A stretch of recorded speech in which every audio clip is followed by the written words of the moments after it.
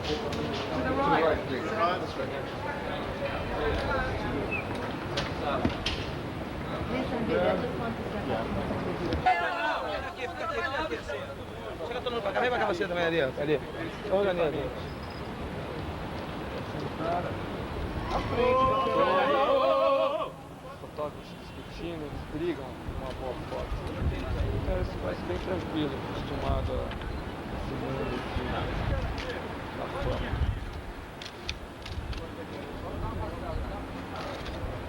Parece um pouco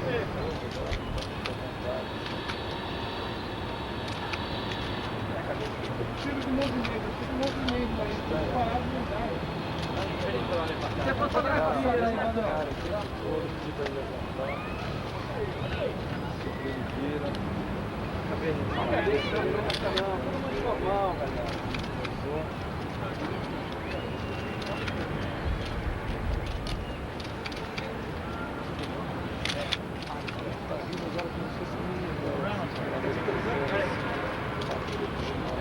Deu?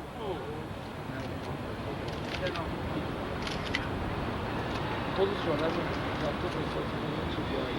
Ok, já deu? Vamos lá? Só um pouquinho pra cá, um pouquinho pra cá. Peraí, quanto ficou aqui? Isso. Quase. Olha aí. Ok, thumbs up. Ok, Terry? A mão,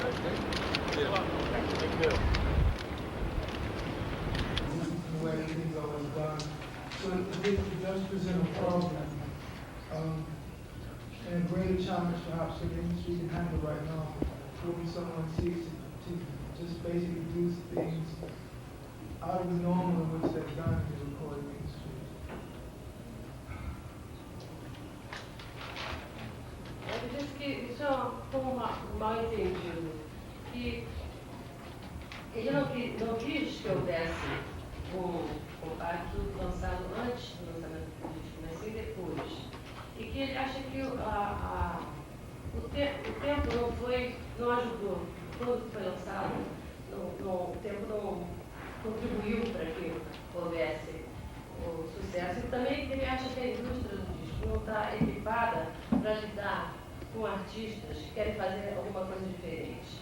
Que é sempre um desafio para a indústria lidar com gente que quer fazer a sua própria coisa e não seguir a linha de conduta estabelecida pela indústria. Eu queria saber, entre Prince e Michael Jackson, onde ele se situa? He wants to know in between Quincy Jones and Michael Jackson. Prince. Oh, I'm sorry, Prince. I understand. I understood Quincy. And in between Prince and Michael Jackson, where do you situate yourself? I don't. Ele não se situa. Por favor. Gostaria de saber dele se ele sente alguma tensão em fechar o evento aqui em São Paulo. Se ele sente o quê? Alguma tensão ou uma expectativa? He wants to know if you feel like kind of tense of having the deal with closing the festival. Do you feel any expectation about that? I think sometimes the best way to handle these things are to remain ignorant. I think a lot of times the reason I'm not more afraid than I'm probably should be is because I'm too stupid to be afraid. So I think this is the best thing that can happen. Ele disse que a melhor maneira de você lidar com isso é você se conservar ignorante dos fatos, não prestar atenção aos fatos. E que ele não tem medo de encarar isso. E que a melhor maneira de você, e que ele acha que talvez ele seja um pouco idiota por não ter medo, mas quer comunicar as coisas. Queria saber qual é a diferença entre o som que ele fazia no According a Hardline with Terence Trent D'Arby e o novo disco que ele lançou agora no Brasil. Qual e por que a diferença do som? He wants to know the difference in between the According to the Hardline and this new record, and why you changed. What is the difference between the two records? The difference is one sold a lot of records and the other flopped. diferença é que um vendeu muito e que o outro falhou. E essa foi a diferença. Eu gostaria de assistir, também se ele conhece Michael Jackson, se ele conhece Prince. De quem ele gosta mais? O que ele acha deles e se ele admite que algum deles, ou os dois, o tenha influenciado. He wants to know if you know Michael Jackson and Prince, and if you admit that any of one of them have been an influence to you. I don't think I'm not afraid to admit that they both have had some influence on me, especially Michael Jackson when I was very, very young, and Prince as an inspirational, as regards some person who has boldness and vision. So I have a lot of respect for both of them. I think for me at the moment, one is more of an artist. I think that Prince is a person driven purely for the sake of trying to leave as much a mark on music as possible. I think Prince is trying to leave as big a mark on music as possible, whereas with Jackson, I see Jackson as the most phenomenally talented businessman in the recording industry. So I think one is driven more by art and the other is driven right now a bit more by money. But I still respect both of them because they're very, very talented. I think in their own way, both of them are geniuses. One as a performer and the other as a complete artist.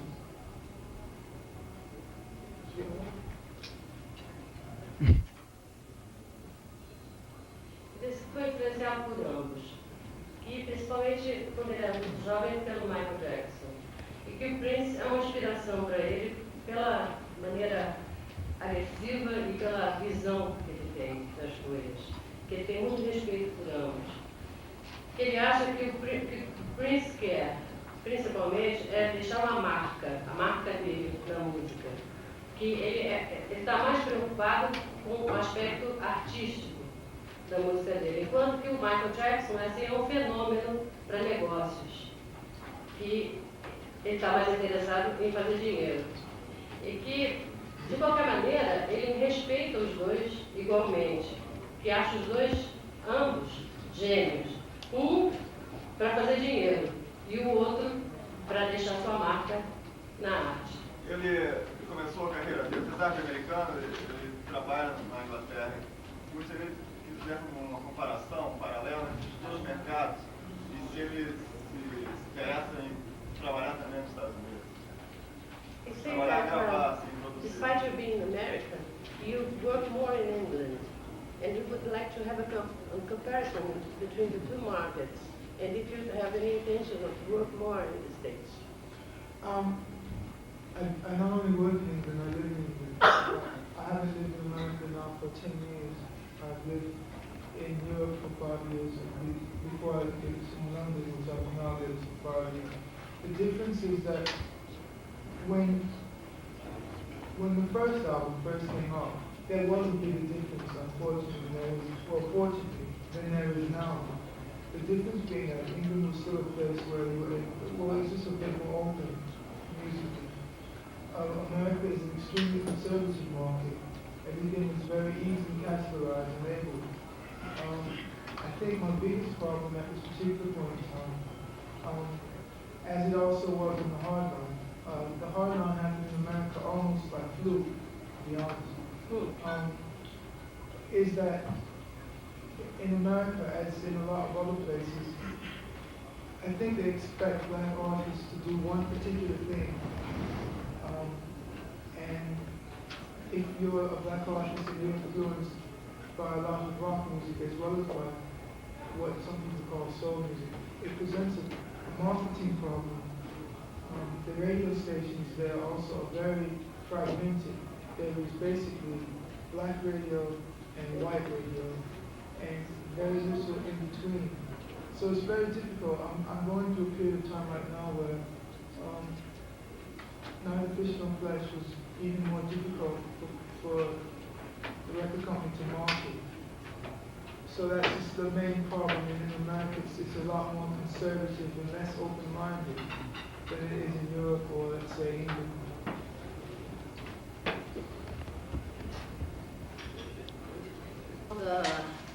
The creation process for your new LP? It's not a whole lot of mystery behind it. When I write songs, I don't sort of pick up a guitar or go to the piano. They just sort of come to me out of wherever they come from. And basically, neither fish nor flesh.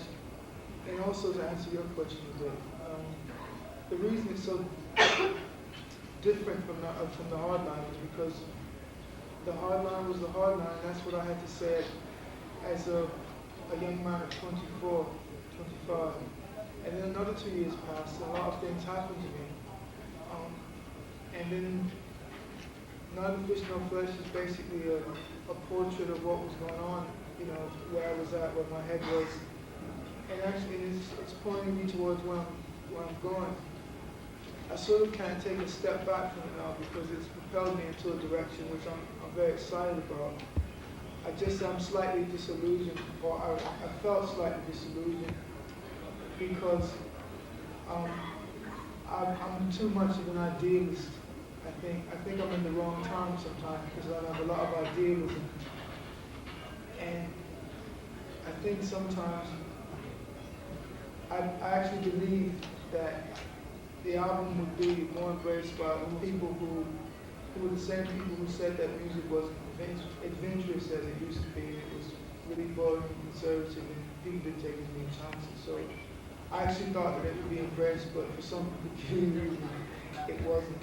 You know, so it sort of brought about a period of disillusionment where I just thought, you know, why? You know, but you can't really sort these things out too much. The advantage that I have, the fortunate thing that I have, is that I'm able to talk to people, to artists who've been around for many years, and they can relate to me things that are similar experiences that make me feel like, well, I guess that's what artists go through. You know, and it's made me galvanize in my own mind the difference between what it means to be a pop star and what it means to be an artist. And I would imagine that pop stars come and go, you know, but if you want to be an artist, you have to look on a long term. You have to just do what you do. There's no real calculation. There was no real calculation behind Neither Fish Nor Flesh. It's what I had to say at that particular time. And I'm very, very proud of it. Where we go from here, I don't really know. It's still a lot of time, you know, for it to do something or to do nothing still, you know, but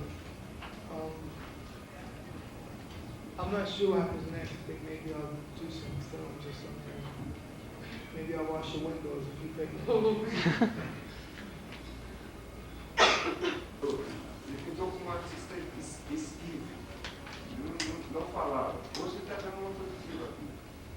Como funciona esse processo para ele? O que mudou?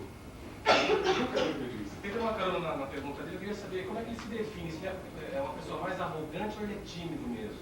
E também saber se ele é tão tímido no palco quanto nós. The first question was that the image that you pass is that in the beginning you were kind of shy of interviews, didn't want to talk too much, and that changed a little bit.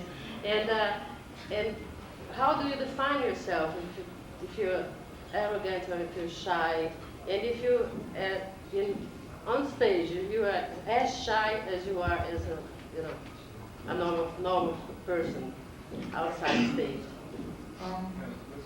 When I first came out, I was really trying to be entertaining and provocative, and just when people read about me, they would go away entertained or amused or provoked to some degree, because all the people that I grew up idolizing were provocative, and I tried to place myself in that tradition.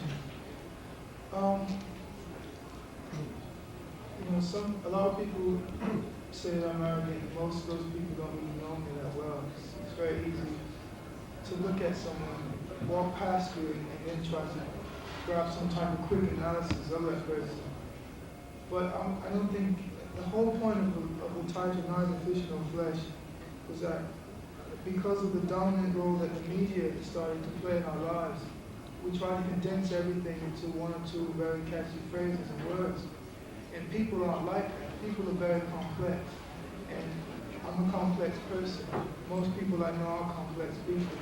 So one minute they might be very arrogant, the next minute they might be extremely shy and humble, the next minute you might really love them, the next moment you might not like them so much.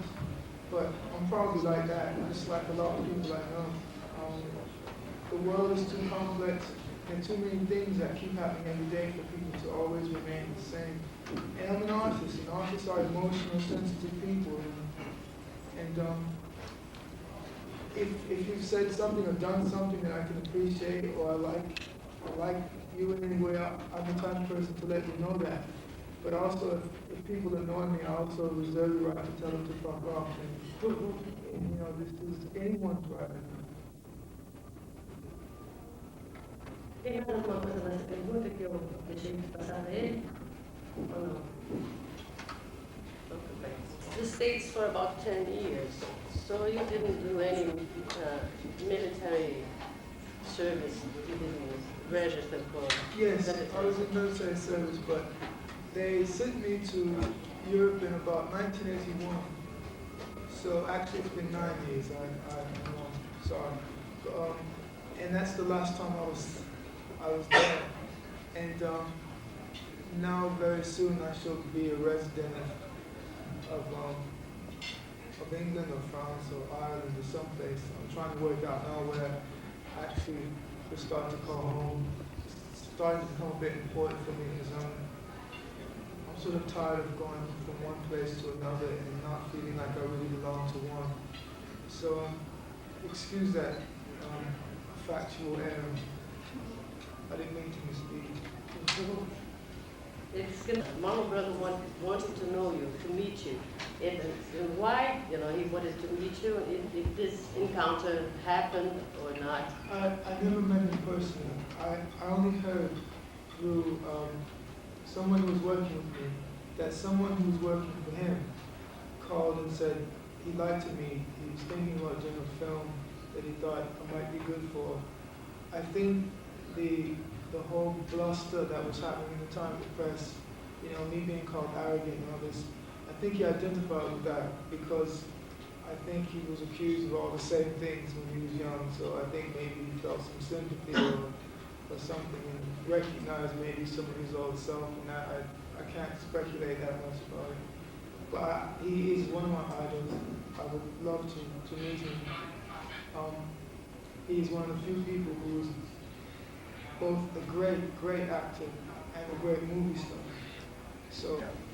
He wants to know about the band, because you have someone in your band, a percussionist, that has a Portuguese name.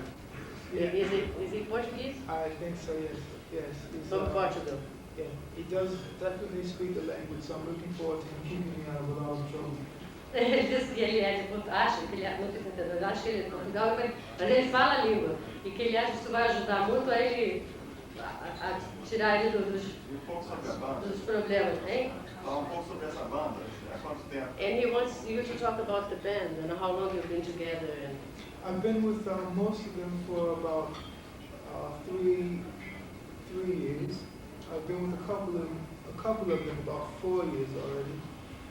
So most of the band, except for 3 new members, have been with me for a few tours already.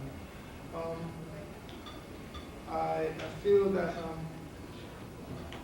I got the right people I was looking for. In England, England doesn't have the same level of musicians as America. When I say that, I mean that there are everywhere. There's a tremendous amount of musicians in America who can play really, really well.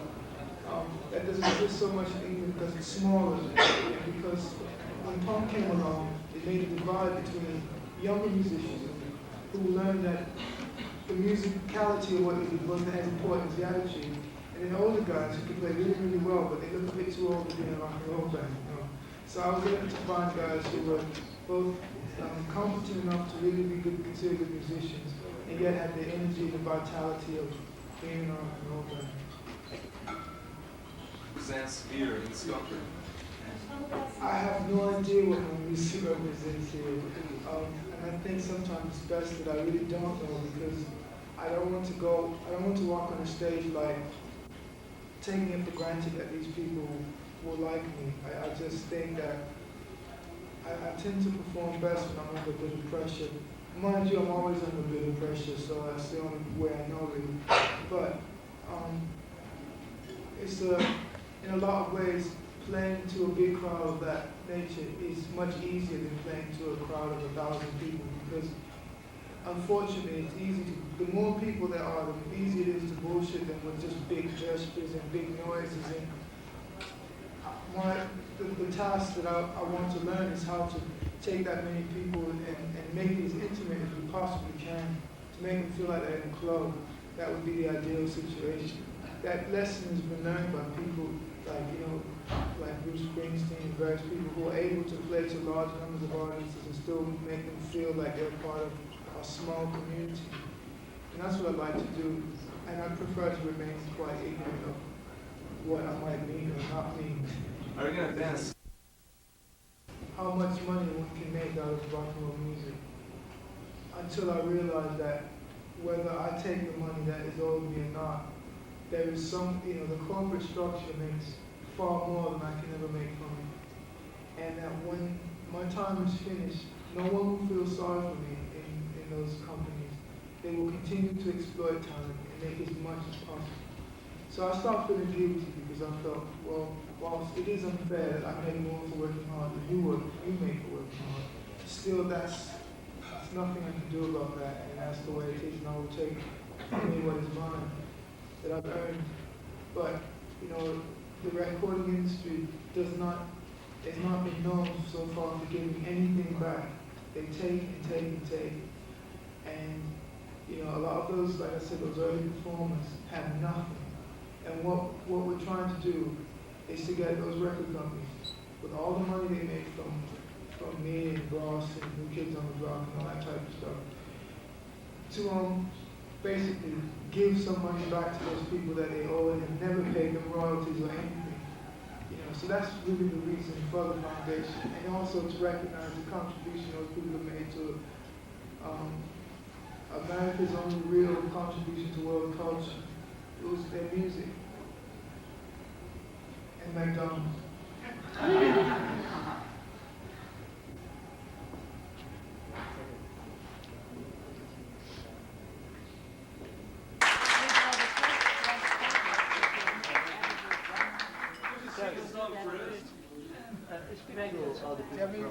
Please.